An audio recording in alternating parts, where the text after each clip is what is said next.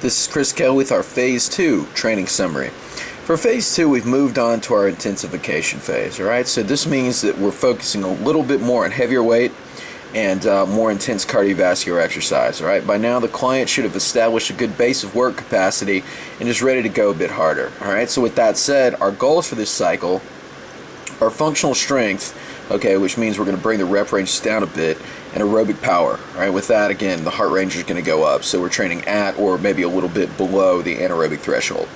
Alright, for their weekly schedule, it remains similar. We're going to workout workout A, B, A.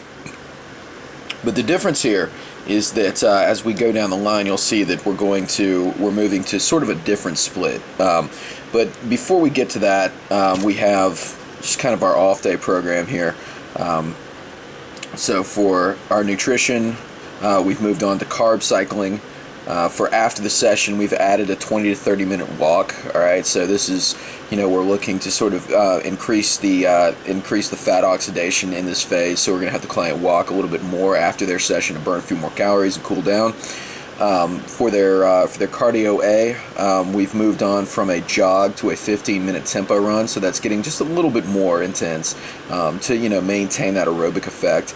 And then as well, for their workout B, we have a lower intensity 20 to 30 minute jog. So this might be something, the client even does a walk or just something to get there, to help to alleviate soreness. This might be something that we do just sort of as a relief thing with the mobility circuit. Now moving down the line here, we have our off-day programming. All right, so for their core circuit, we've moved on. We've added an additional strength exercise in their core circuit. So we've moved on to sort of a level 2 circuit, whereas level 1 was more stability-based. Level 2 is going to focus a little bit more and incorporate some strength training, some core strength exercises. All right, we've moved on for their strength training. We've moved on from a total body split to an upper-lower split.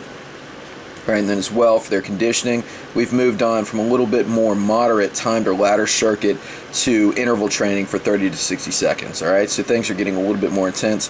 In terms of the loading scheme itself, just looking at phase 2 loading. All right, for strength, we're going 3 sets of 6 to 8 reps for week 1. So again, getting a little bit heavier. 30-second intervals. For week 2, we have 4 sets of 6 to 8 reps.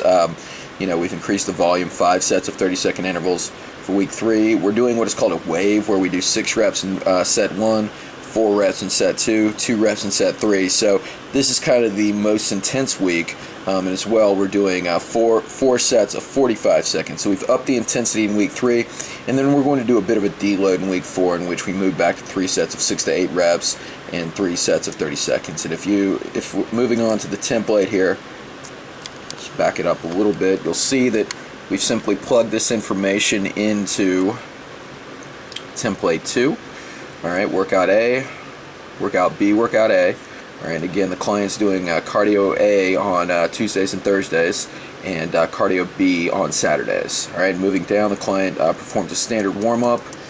We've inserted the core strength exercise into the front of our workout here, so we have core strength for A1, and then a standard dead bug circuit afterwards, so 3 dead bug exercises. Once again, we've just plugged our loading schemes into our upper body exercises. On Monday, we have an upper day, so we have a pushing exercise and a pulling exercise.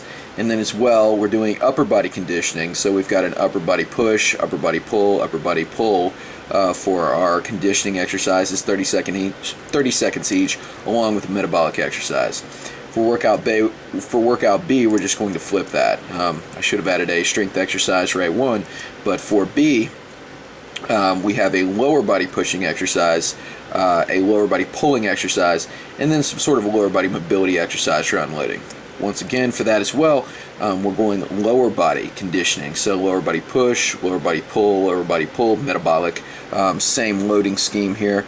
And once again, as we prescribed before, we're just going back and forth between those 2 workouts. So ABA, do their cardio, and really that is the goal. Just try to increase the intensity as we go along, and that is your phase 2.